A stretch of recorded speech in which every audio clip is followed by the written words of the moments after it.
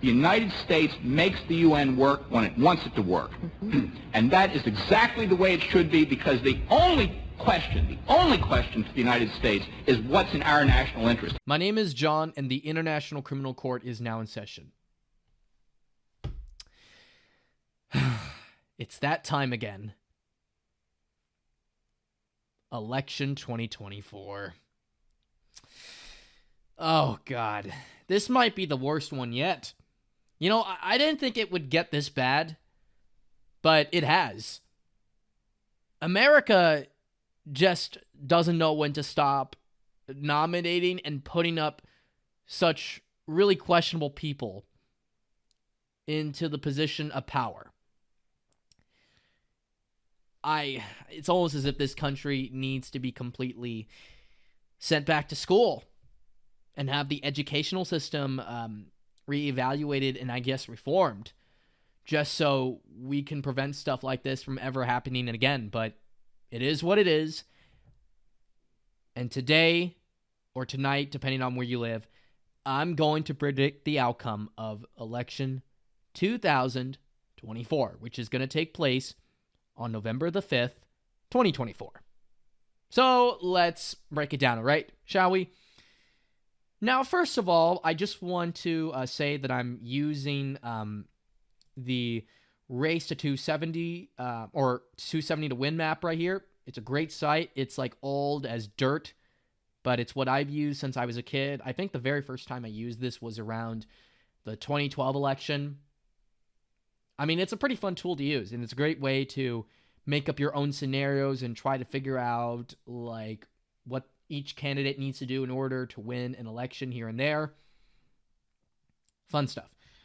So anyway, let's break it down. So first of all, I think for the solid Republican column, let's give Indiana, Kentucky, West Virginia, Tennessee, Arkansas, Missouri, Kansas, most of Nebraska, the Dakotas, Oklahoma, Louisiana, Mississippi, Alabama, South Carolina, Montana, Wyoming, Utah, Idaho, and Iowa to Trump. And that will do it for the solid Republican column. Now, as for, I guess, middle of the road, if not like lean Republican, I'm going to give Alaska a little more towards, I don't know. Oh, wait, hold on a second. I don't think I did this correctly, but it doesn't matter. But I think Alaska will go for Trump without much of an issue. Ohio, I think, will go to Trump. And then we got Florida going to Trump, so that is a major plus to his electoral vote count. And then Texas will go to Trump, putting him at 218 electoral votes.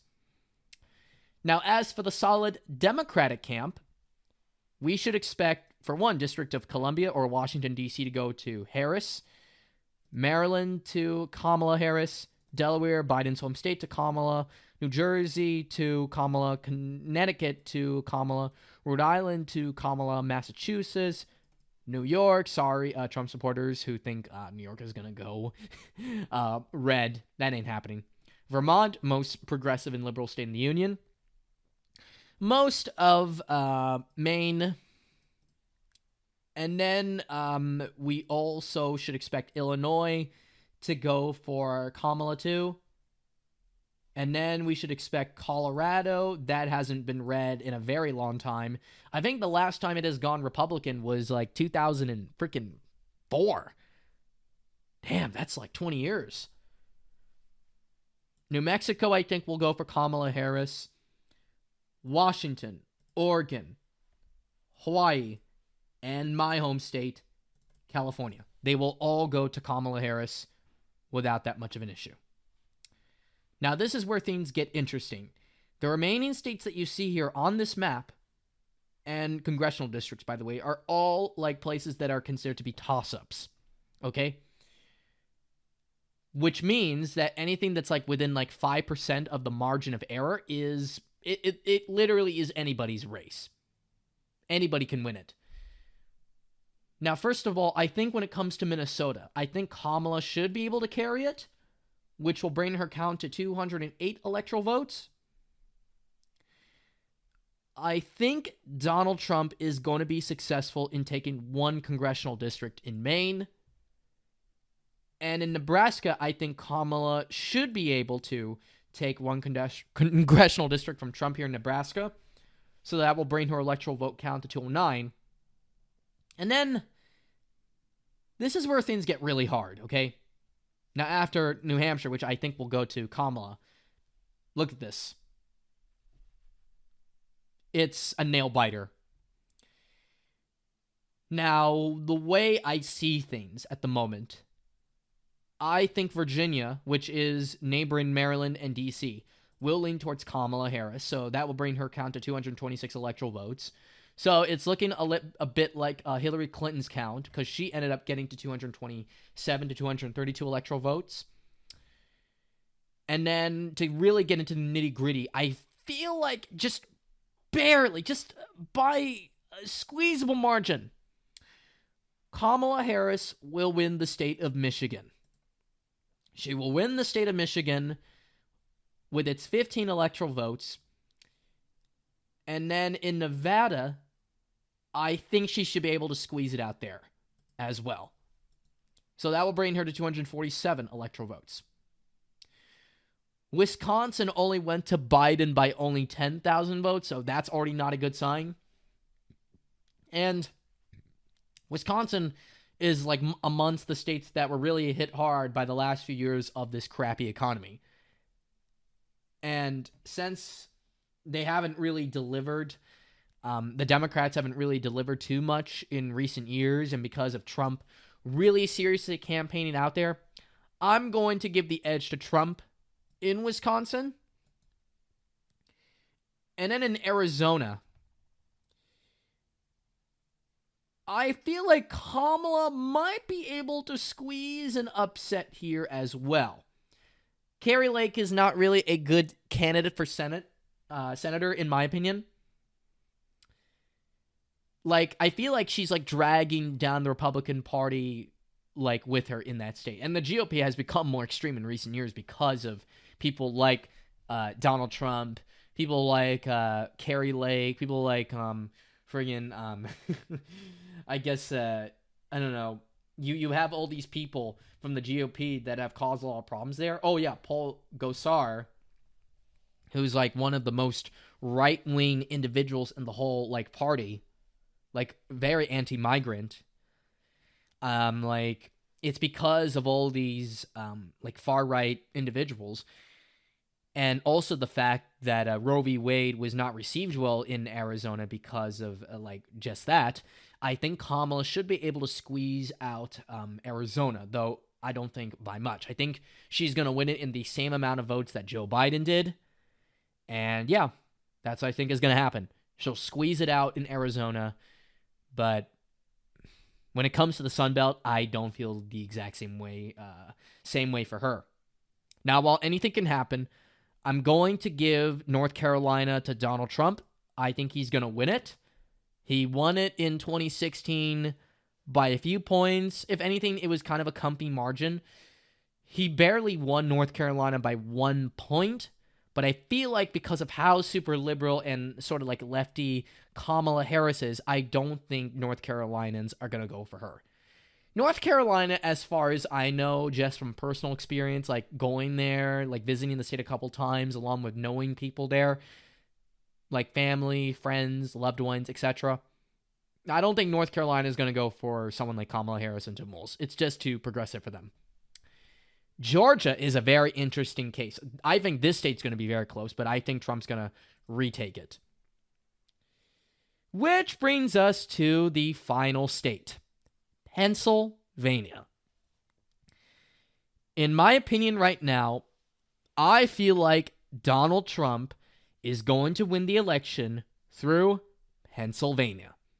So the final vote count for me will be 280 electoral votes for Donald Trump to Kamala Harris's 258. I predict that there will be a lot of recounts.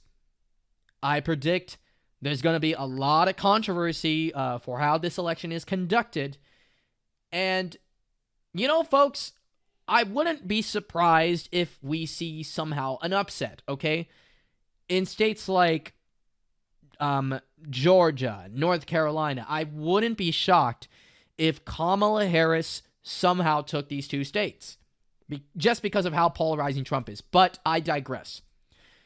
I feel like Donald Trump in the Sun Belt in 2024 is in much better shape than he was in 2016. You got a bad economy. You got the problems with illegal migration. You got so many foreign wars in the Middle East and in Eastern Europe, aka Ukraine.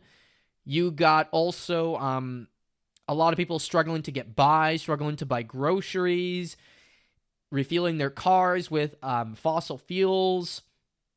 I mean, there's a lot of problems, and also inflation. And the cost of living has also not improved either. And crime and justice is also a major issue in this election. Literally. But yeah, personally though, I feel like Kamala Harris is going to come up short of beating Donald Trump, and Trump will become the very first president since Grover Cleveland to serve out 2 non-consecutive terms. Now, personally for me, I'm going to vote for Donald Trump because of the fact I just can't stand Kamala Harris. I just can't. But does that mean I'm going to like disregard her chances completely? Absolutely not. This is going to arguably be the most polarizing and the closest election since 2000. Maybe. But as I said, we should not dismiss Kamala Harris at literally your own peril. And the way she can do it is through Pennsylvania, Wisconsin, and maybe Georgia. Doing basically the same thing that Joe Biden did in 2020. So yeah. So while I do think Trump is going to win, I am not doubting a Kamala Harris upset.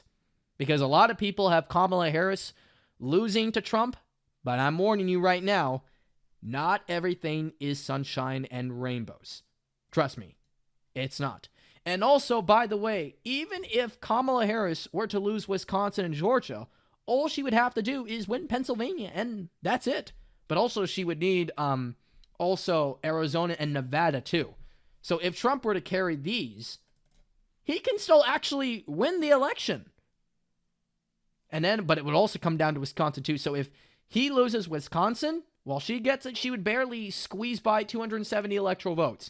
And it would be the second closest election since probably 1876, which came down to some congressional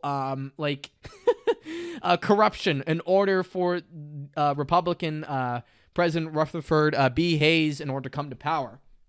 Like, Hayes and his constituents had to basically throw away their dream of reconstructing the South in order to get Hayes into office.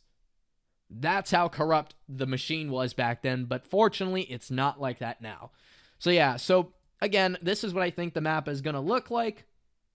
And yeah, as I said, she will come up short, but she is not going to go down without a fight. So I hope all of you have a great day, stay safe, and please respect your fellow Americans' opinion, respect their right to vote regardless of who they vote for, and I hope to see you all next time. So take care, and have a good one. Peace out.